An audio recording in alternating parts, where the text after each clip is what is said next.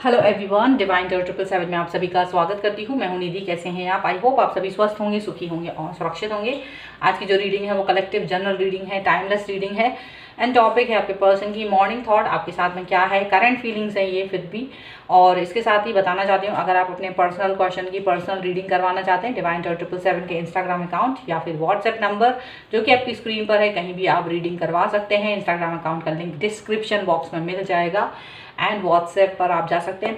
100 rupees से reading start होती है। मिनी रीडिंग से लेके डिटेल रीडिंग तक करवा सकते हैं। बहुत सारे क्वेश्चंस हैं, पैकेजेस में रीडिंग ले सकते हैं जहां आपको कुछ रीडिंग फ्री में मिल जाएंगी।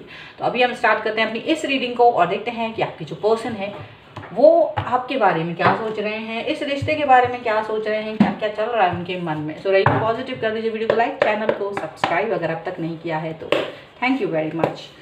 सो divine and universe and angels please guide करिए मुझे और बताएं कि जो मेरे व्यूअर्स हैं उनके पर्सन, उनके मन में क्या चल रहा है इस समय पर, वो क्या सोच रहे हैं, इनको लेकर के क्या सोच रहे हैं। हम यहाँ पर देखेंगे इनके मन में क्या है।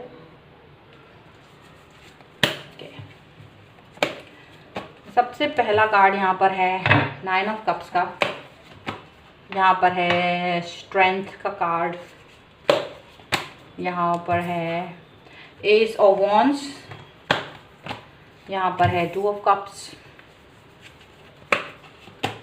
यहाँ पर है 9 ऑफ किंग ऑफ सॉर्ड्स का card,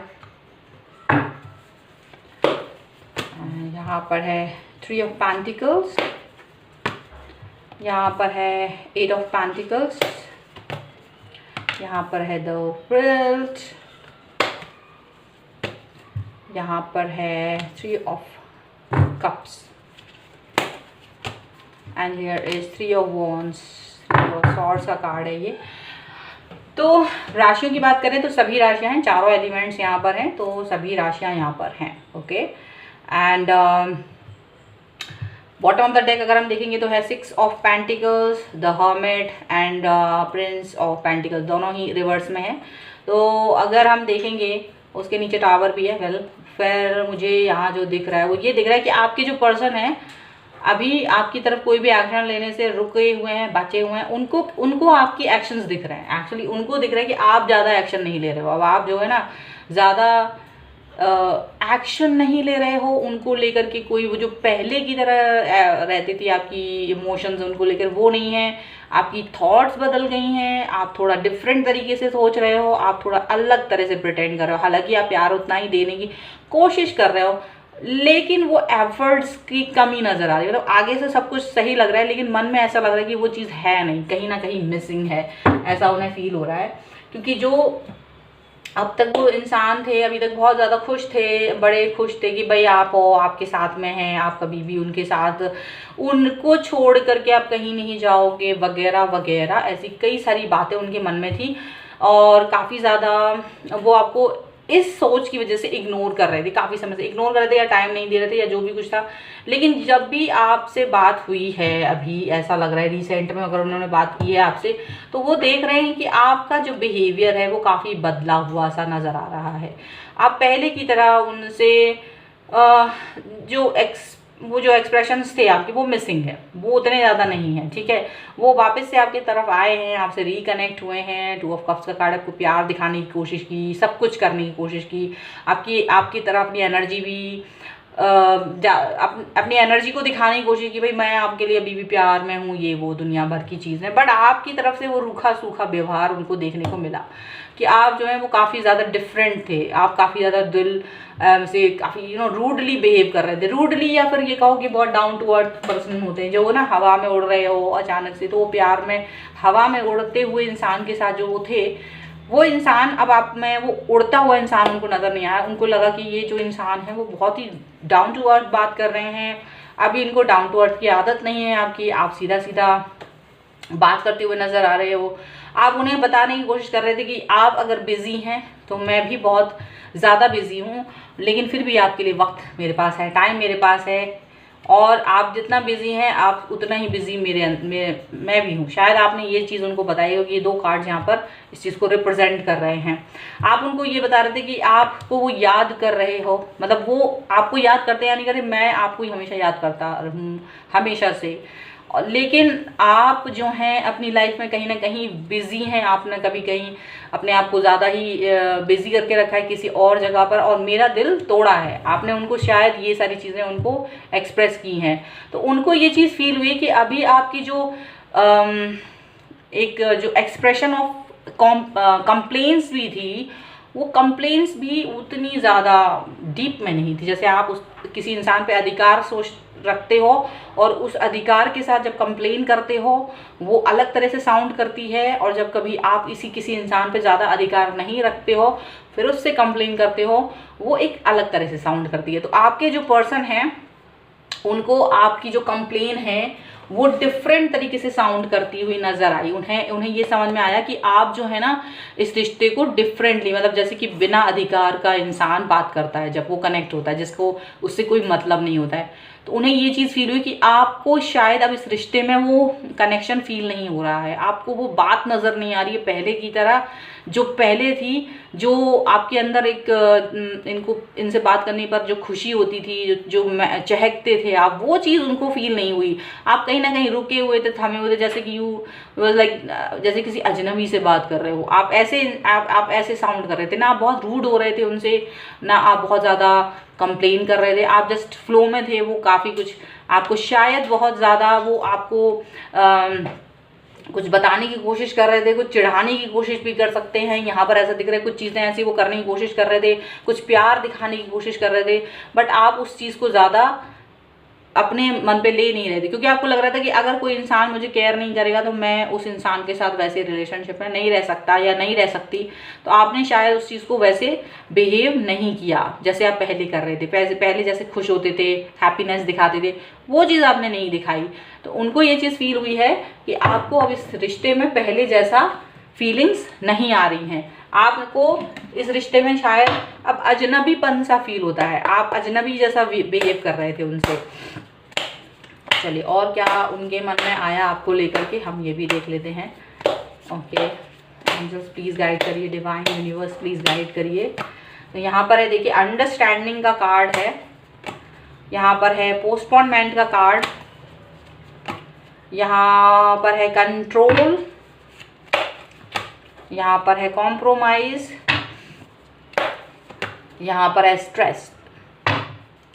bottom of the deck is beyond illusion, intensity and harmony, जो कि रिवर्स में ही था, बट यहाँ पर इस वाले डेक में रिवर्स का कोई मतलब नहीं होता है। सो हार्मोनी जो है यहाँ पर यही दिखा रही कि आप काफ़ी बैलेंस नज़र आए उन्हें, इस बात के बाद भी आप बहुत बैलेंस नज़र आए, और इनकी बहुत इंटेंसिटी थी आपको देखकर, आपकी तरफ आने की बहुत ज़्यादा, मतलब इन्होंने पूरा फोर्स लगाया, लेकिन आपकी तरफ से वो जो रिफ्लेक्शन आना चाहिए था, जो रिप्लाई आना चाहिए था, वो नहीं आया। आप कहीं अलग तरीके से साउंड कर रहे थे, आप इनको एक ऐसा साउंड कर रहे थे जैसे वो और आप डिफरेंट तरीके के लोग हैं, आप कुछ और हैं, वो कुछ और हैं। आप कुछ इस तरह से उनको साउंड कर रहे थे, आप उनको ये साउंड कर रहे थे जैसे कि अब आपको कोई फ़र्क नहीं पड़ता अगर ये इंसान आपकी लाइफ से चला जाए। तो आपने कुछ इस तरह से उनको बिहेव किया है। उन्होंने शायद आपको अंडरस्टैंड करने के लिए बोला है कि आप अंडरस्टैंड करिए, उनकी सिचुएशन इस तरह की है कि जहाँ वो आपको वक्त नहीं दे पा रहे हैं या कुछ इस तरह की चीज़ें, लेकिन आपने उस चीज़ को ज़्यादा इम्पोर्टेंस नहीं दी है कि आप इस चीज़ को ज़्यादा इम्पोर्टेंस दे रहे हैं, ये नहीं, मुझे अंडरस्टैंड करना ज़रूरी है। आपने उनको सीधा बोल दिया कि अगर आपकी लाइफ में उनकी कोई जगह नहीं है तो आप उस चीज़ को लेकर के ज़्यादा गिल्ट नहीं फील करते हैं। अब आपको वो स्वाद नहीं आ रहा है इस रिश्ते में, आपने ऐसा उनको जाहिर करने की कोशिश की है। आप अब पुरानी बातों को लेकर के वो सोच रहे हैं कि आप पुराने इंसान की तरह नहीं थे, अब बड़े नए, रूखे और काफ़ी डिफरेंट पर्सन की तरह उनको बिहेव हो रहे थे, ऐसा लग रहा है। प्रोवोक करने की भी कोशिश की, लास्ट में शायद उन्होंने आपको प्रोवोक करने की कोशिश की, सो दैट कि आप कुछ बोलो, मे बी आपके सामने किसी और इंसान की तारीफ़ की है, लेकिन शायद आपने इस चीज़ को भी ज़्यादा इम्पोर्टेंस नहीं दी। कंट्रोल का कार्ड आपके उस इमोशन को दिखा रहा है जहां आपने अपने आप पर कंट्रोल रखा, या आपने उनको इस तरह से बोला कि भाई आप किसी से भी कुछ भी करें, आपकी पसंद नापसंद से मुझे कोई फ़र्क नहीं पड़ता। तो कहीं ना कहीं प्रोवोकिंग को भी वो नहीं देख रहे थे, प्रोवोक करने की जो उनकी कोशिश थी आपको, वो भी कामयाब होती हुई नज़र नहीं आई। तो वो इस चीज़ को भी लेकर सोच रहे कि ऐसा क्या हो गया अचानक से। उनको लग रहा था जैसे आप कॉम्प्रोमाइज़ कर रहे हो कहीं ना कहीं उनके साथ इस रिश्ते में, और खुश नहीं हो, हैप्पी नहीं हो, और काफ़ी स्ट्रेस लग रहे थे आप, उनको बहुत ज़्यादा स्ट्रेसफुल नज़र आए और काफ़ी ज़्यादा स्ट्रेस था। लेकिन आप अपने स्ट्रेस के साथ काम डाउन थे, काफ़ी डिफरेंट पर्सन की तरह उन्हें नज़र आए, काफ़ी काम डाउन, काफ़ी आपने उनको ये दिखाया कि भाई I am a different person right now, and आपने उनको ये दिखाने की कोशिश की कि भाई मैं ऐसे नहीं हूँ कि आपके साथ में जैसे आप चाहो जब चाहो आओ जाओ बात करो और मैं हमेशा खिलखिलाकर हंसता रहूँ या हंसती रहूँ। तो वो चीज़ आपको अगर चाहिए तो वो अभी नहीं है, ऐसा दिखाया आपने। तो यहाँ पर उनको ये फ़र्क नज़र आया आपकी बातों से, आपके बिहेवियर से, आपके जेस्चर से, जैसे कि आपको ज़्यादा कोई फ़र्क नहीं पड़ता है। अगर ये इंसान आपकी लाइफ से अब चले भी जाएं तो आप उस चीज़ को मिस नहीं करोगे, क्योंकि आपने उनको शायद ये भी बोला है कि आप उनको ज़्यादा मिस नहीं करते, पहले की तरह आप उन्हें मिस नहीं करते हो, आप वो बिहेव ही नहीं करते हो कि जहाँ आप उनको पहले की तरह मिस करो। उनका बिहेवियर चेंज है तो आप पहले ही चेंज हो जाते हो, आप इनसे वैसे ही बिहेव करते हो जैसे ये आपसे बिहेव करते हैं। अभी हम एंजलिक गाइडेंस भी यहाँ ले लेते हैं आपके लिए। सो एंजल्स प्लीज़ गाइड करिए मुझे और बताएंगे क्या गाइडेंस है आपकी तरफ से। तो यहाँ पर है बिगनिंग्स का कार्ड, यहाँ पर है पेशेंस का कार्ड, यहाँ पर है अट्रैक्शन का कार्ड, एंड यहाँ पर है रिलीज़ का कार्ड। देखिए, तो डेफिनेटली आप अपने अंदर की जो बातें हैं वो रिलीज़ करें, अपने उस इंसान के सामने रिलीज़ करने से कोई फ़ायदा नहीं है जो आपको नहीं सुनता है या जो आपको नहीं समझता है। यूनिवर्स से रिलीज़ करिए, यूनिवर्स से कहिए, और अपने स्ट्रेस को बर्स्ट करना है आपको सिर्फ वही चीज़ें अपनी लाइफ में लानी है जिनके साथ आप कॉम्प्रोमाइज़ ना कर रहे हो। आपको कॉम्प्रोमाइज़ करने की कोई ज़रूरत नहीं है। अट्रैक्शन में वही चीज़ें अट्रैक्ट कीजिए जो आपको अच्छी लगती हैं। कोई भी इंसान हो, ऐसा नहीं है कि अब आप एक इंसान से बंध गए हैं तो आप अपने आप को अब वो रिश्ता अगर आपको तकलीफ़ दे रहा है तो आप पेनफुल सिचुएशन में भी रह के उस रिश्ते को निभाएं, क्योंकि अगर वो इंसान आपको हर्ट कर रहा है तो वो रिश्ता ख़राब है, उससे बाहर निकल जाना ही अच्छा है। तो अच्छी चीज़ों को अट्रैक्ट कीजिए। पेशेंस बनाए रखना अच्छी बात है, लेकिन पेशेंस रखने का मतलब ये नहीं है कि आप अपने आप को हर्ट कर लें। पेशेंस बनाए रखा आपने काफ़ी समय से, अभी भी पेशेंस बनाए हुए हैं, चीज़ें अच्छी होंगी लाइफ में, आपको डेफिनेटली सभी चीज़ें मिलेंगी। पेशेंस अभी और बनाए रखिए। नई चीज़ की शुरुआत हो गई, आपका जो दिमाग है वो अलग तरीके से सोचना शुरू कर चुका है। यही मैच्योरिटी की निशानी है और यही चीज़ें आप में होनी चाहिए। यही तो आपके पर्सन को देख करके आश्चर्य हो रहा है कि आप ऐसे कैसे हो सकते हो कि इस इंसान को मुझ में कोई मेरी वैल्यू कम कर दी है इस इंसान ने, ऐसा उन्हें फील हो रहा है। तो वीडियो को अगर क्लेम करना चाहते हैं, वीडियो को लाइक ज़रूर कर दीजिए, चैनल सब्सक्राइब ज़रूर कर दीजिए, सो दैट कि आप इस पर क्लेम कर सकें। साथ ही साथ में अगर आपके कोई भी सुझाव हैं तो मुझे कमेंट बॉक्स में लिखें। पर्सनल रीडिंग करवाना चाहते हैं, डिवाइन टैरो 777 के इंस्टाग्राम अकाउंट या फिर व्हाट्सएप नंबर पर आप मुझसे कनेक्ट हो सकते हैं। रीडिंग स्टार्ट होती है 100 रुपीज़ ऑनवर्ड्स।